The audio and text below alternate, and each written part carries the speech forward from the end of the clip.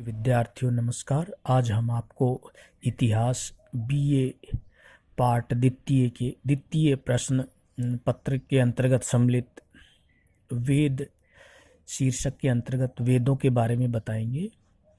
वेद शब्द विद धातु से उद्भूत है, जिसका शाब्दिक अर्थ है ज्ञान अथवा जानना। अतः वेद से आशय है वे ग्रंथ जिनमें ज्ञान का अक्षय भंडार निहित है। श्रुति परंपरा पर आधारित होने के कारण वेदों में विहित ज्ञान को ऋषियों द्वारा स्वयं ईश्वर के मुख से सुनने के कारण इन्हें श्रुति भी कहते हैं। सूक्त ऋचाओं, पद और सामों के एक समूह का नाम है सूक्त, जिसका शाब्दिक अर्थ है उत्कृष्ट उक्ति। संहिता श्रुति रूप में प्रचलित मंत्रों को वेदव्यास द्वारा संकलित किया गया और वह संकलन जिस रूप में उपलब्ध है उसे संहिता कहते हैं। संहिताएं गद्य एवं पद दोनों में लिखी गई हैं। फिर एक शब्द आता है वेद त्रयी। ऋचा, यजुष एवं साम, इन तीन प्रकार के पदों के होने के कारण वेदों की संज्ञा वेद त्रयी भी कहा गया है। इसके अंतर्गत ऋग्वेद, यजुर्वेद एवं सामवेद सम्मिलित हैं। अब हम देखेंगे पहला वेद ऋग्वेद। ऐसा ज्ञान जो ऋचाओं के रूप में आबद्ध हुआ ऋग्वेद कहलाया। ऋग्वेदिक मंत्रों के उच्चारण करने वाले ऋषि को होता या होत्र कहा गया है। इसमें कुल मंत्र 10,598 हैं, कुल सूक्त 1,028 तथा कुल मंडल 10 हैं।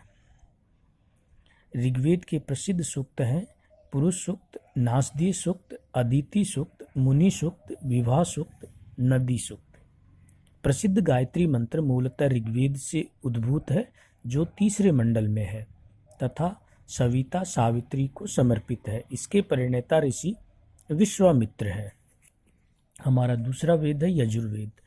यजु का शाब्दिक अर्थ है यज्ञ, अतः वह वेद जिसमें विविध यज्ञ क्रियाओं का विवेचन हुआ है यजुर्वेद कहलाया। यज्ञ पुरोहित को अद्रव्यु कहा गया है, इसीलिए इसे अद्रव्यु वेद भी कहते हैं। इसके दो भाग हैं, कृष्ण यजुर्वेद एवं शुक्ल यजुर्वेद। हमारा तीसरा वेद है सामवेद।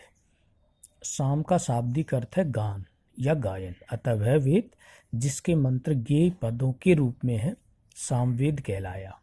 इसके मंत्रों के उच्चारण करने वाले ऋषि को उद्गाता कहा जाता था। इसमें कुल 1810 मंत्र हैं। सामवेद की शाखाएं कोथुम, राणानीय एवं जैमिनीय हैं। सामवेद को भारतीय संगीत का प्रथम ग्रंथ भी माना गया है। हमारा चतुर्थ एवं अंतिम वेद है अथर्ववेद। अथर्वा ऋषि द्वारा विरचित होने के कारण इसे अथर्ववेद भी कहते हैं। इसका दूसरा वाचन आंगिरस ने किया था, इसलिए इसे अथर्वा आंगिरस भी कहते हैं। ब्रह्म संबंधी उल्लेख एवं विवेचन होने के कारण इसे ब्रह्मवेद भी कहते हैं।